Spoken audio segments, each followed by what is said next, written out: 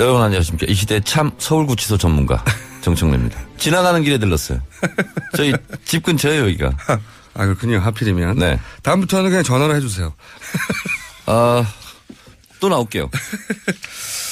자, 박근혜 전 대통령 시간이 짧아가지고 오늘은 빨리빨리 진행해 볼게요. 다음에는 저희가 좀 길게 시간 잡아서 모시겠습니다. 네. 저희가 오늘 모신 거는 이제 서울구치소를 여러 번 다녀가셔가지고 구치소 사정을 잘 아셔서 네. 구치소 전문가로 불렀습니다. 네. 다른 정치적 견해 안 궁금하고요. 구치소. 서울구치소 2번 갔다 오고요. 네. 옥중투쟁위원장까지 역임한 사람은 흔치 않습니다. 그리고 국회의원이 된 사람도 흔치 않고요. 네. 그리고 국회의원 됐다가 지금 이제 아무 백수시고요. 우선 박근혜 전 대통령 구속 영장 발부에 대해서 한마디 하신다면요? 사필 규정 자업자득. 네, 뭐 거기까지는 당연합니다. 네. 근데 정치인의 한 사람으로 저도 사실은 당연히 박근혜 전 대통령은 구속돼야 된다고 생각하는 사람. 100% 될 거라고 봤어요. 그리고 되어야 마땅하다고 생각하는 사람이지만 또 기쁨과 동시에 착잡함도 있더라고요. 네, 그렇습니다. 예. 그러니까 대한민국 헌법 11조 모든 국민은 법 앞에 평등하다. 헌법수 의지가 없었던 박근혜 대통령을 탄핵하고 헌법이 또 지켜진 거잖아요. 구속됨으로써. 그렇죠. 예. 그래서 국가적으로 보면 그리고 헌법이 지켜졌다는 부분에 있어서는 뭔가 바로잡았다 이런 뜻이 네. 있지만 제가 아침에도 밤샜거든요. 구속되는 네. 장면 쭉 보면서.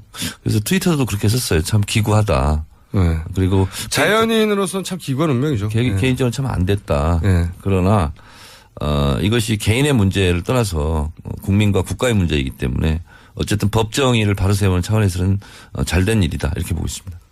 네. 저도 그렇게 생각합니다. 예. 자, 그러면 본론으로 들어가서 구치소 이거 어떻게 되는 거예요? 수감 절차. 저는 구치소는 이제 면회만 많이 가봤지. 네. 서울 구치소에. 아직 거기까지는 못 가보셨군요. 그 안에 통과해서 들어가 보지는 못했어요. 네. 네. 항상 신청하거나 네. 구치소장님을 만난 적은 있습니다. 네. 제발 좀 면회 좀 시켜달라고. 저는 면회를 안 시켜줘가지고. 예. 차량이 구치소 정문을 들어가는 순간 네. 박근혜 피의자에서 이제 재소자가 되는 거거든요. 예. 서울구치소에 있는 재소자 이렇게 되고요. 가자마자 이제 제일 먼저 뭘 합니까? 간단한 교육을 받고요.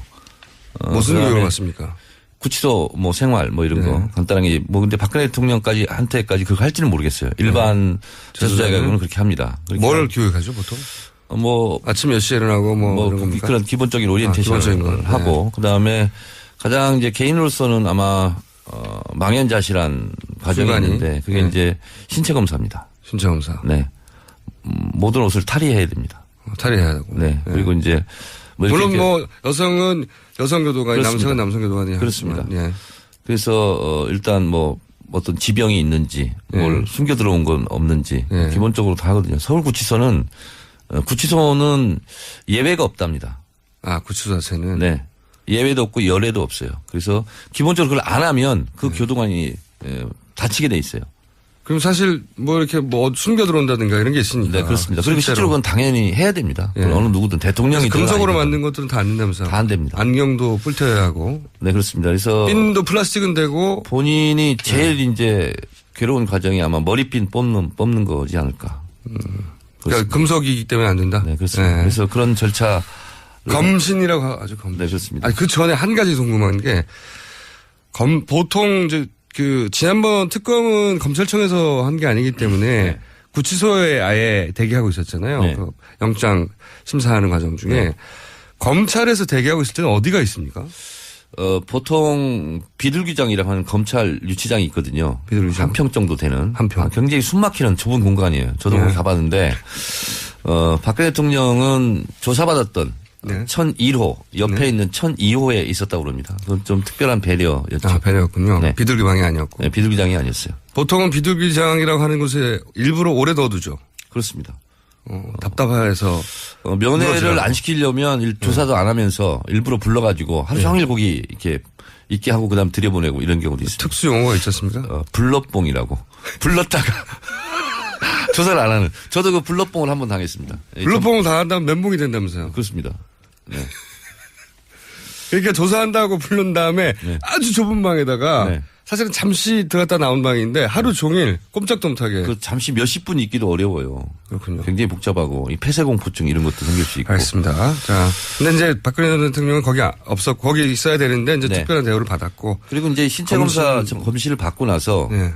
그 다음에 본인이 참 이게 현실인가 이런 생각이 꿈인가 생신가 그런 생각이 들 텐데 수의를 갈아입습니다. 그 순간이 가장 충격적입니까 보통은? 그렇습니다. 예. 자, 검신부터 시작해서 신체 검사부터 시작해서 그 과정이 굉장히 괴롭습니다. 그래서 본인이 가지고 간 물건은 다 영치를 해야 됩니다. 예. 그러니까 군인들이 가면 옷이라든가 이런 것을 다 줘야 되니까. 다 보내고 거기서 주는 옷을 입어야 되거든요. 그렇죠. 그러니까 박근혜 지금 재소자죠. 예. 재소자도 서울구치소에서 제공하는 수의를 입고 예. 그러면 이 왼쪽 가슴에 번호가 쓰여 있습니다. 그리고 거기서는 꼭 번호로만 부른다면서요. 그렇습니다. 사람 이름이나 씨나 이렇게 안 부르는 23번 이렇게 부르지 23번 김어준 이렇게 안 부릅니다. 네, 제가 혹은 23번이었거든요. 네. 23번님 혹은 뭐 대통령님 혹은 뭐 이렇게 합니다. 23번 접견. 아 그러면 면회를 가야 되는 거구나.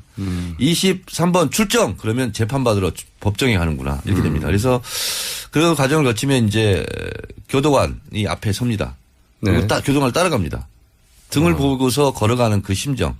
내가 어디로 갈지도 몰라요 지금. 근데 서울구치소는 1, 2, 3방이 독방이거든요. 1.04평. 4발짝밖에 못 걷습니다. 근데 전직 대통령들의 구속 사례를 보면 사실 특별방을 따로 만들어줬어요. 좀 큰 방을. 그러니까 5, 6명 있는 홍거방을 따로 마련해서 네. 준다 이렇게 되면은 5, 6명 자는 방을 비우고 한 사람만 있게 한다는 거죠. 지금? 그렇습니다. 네. 그렇게 되면 이제 그러면 그 옆방은 또 홍거방들이 있잖아요. 그러면 바로 특별 혜택을 보이는 게 바로 가시적으로 보이잖아요. 네. 그래서 보통의 경우는 구치소에 병원이 있거든요. 네. 병원에 딸린 병사가 있습니다. 아, 별도로 개조를 그래서 하는군요. 거기서 이제 뭐 3평 정도 안팎되는 그런 네. 병사에 보통 가 있고 일반 재소자하고 좀 떨어져 있습니다. 떨어져 있는 곳에 네. 그렇게 될 것이다. 서울구치소 이제 정문 올라가면 왼쪽이 이제 남사, 왼쪽이 이제 여사거든요. 예. 근데 여사는 좀 규모가 작아요. 예. 그래서 그 본 사동 상중하로 돼 있거든요. 1, 2, 3방이 독방이고 4방부터 홍거방이거든요. 예. 근데 1, 2, 3방이 독방인데 4방이나 5방에 갑자기 뭐 큰 방으로 줄 수가 없잖아요. 예. 예. 그럼 저는 병원에 딸린 병사에 예. 거기에 가지 않을까 이런 생각이 드는데. 별도로 네. 만들어줄 가능성이 있다. 네. 근데 문제는 네. 24시간 불을 끄지 않습니다. 그래요? 교도관이 계속 지켜봐야 되니까. 아, 24시간. 24시간 하여튼 불이 꺼지면 안 돼요.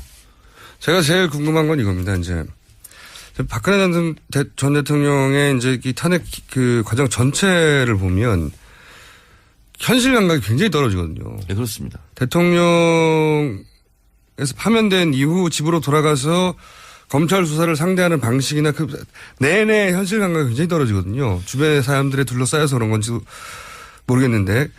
그러니까 검찰의 경위를 표한다. 그게 대표적 사례로 공감 능력 부족이죠.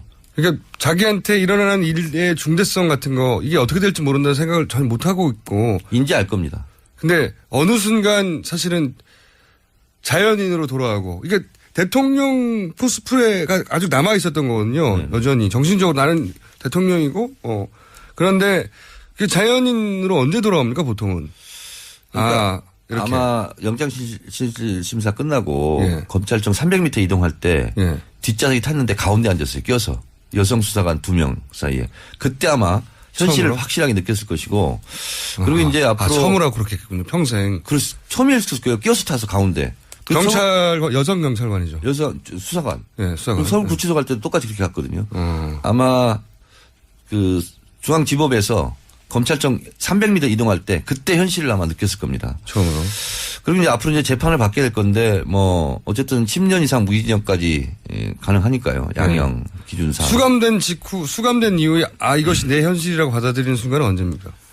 이제 밥이 들어옵니다. 일식 3참. 예. 식구통으로. 예. 그러면 그걸 받는 순간 아마 못 먹을 거예요. 처음에는. 거기에 눈물을 많이 쏟을 겁니다. 다들 그럼 의원님도 그렇습니다. 의원님도. 저도 딱 그 순간 예. 이 어떻게 밥을 먹어요? 그거. 아무거나 잘 드실 것 같은데. 처음에는 좀 괴롭습니다. 그게 적응이 되는데 현실로 받아들이는데 얼마나 걸릴까 사람마다 차이가 있겠지만. 이게 이제 낙차가 굉장히 크지 않습니까? 예. 현직 대통령에서 재소자로. 불과 한 달 전이니까요. 굉장히 힘들 겁니다. 초반에는. 심리적으로. 그리고 심리적으로 많이 붕괴되고. 예. 그리고 이제 혼자 대화의 상대도 없고. 예. 고립무원에 빠지는 거 있지 않습니까? 저는 사실 자연인 박근혜로 돌아와서 그 진솔하게 법정에 쓸 때 훨씬 본인한테 유리하다고 생각하는데. 아마 한 달 정도는 걸리지 않을까. 최소한. 예, 그 현실을 받아들인 데까지는. 오늘은 여기까지 해야 될 것 같고요. 좀 아쉽습니다. 저는 안 하십시옵니다. 구치소 경험 이야기 제가 평소에 들어봐도 굉장히 재밌는데. 자, 오늘은 여기까지만 하겠습니다. 정청래 전 의원이었습니다. 감사합니다. 네, 고맙습니다.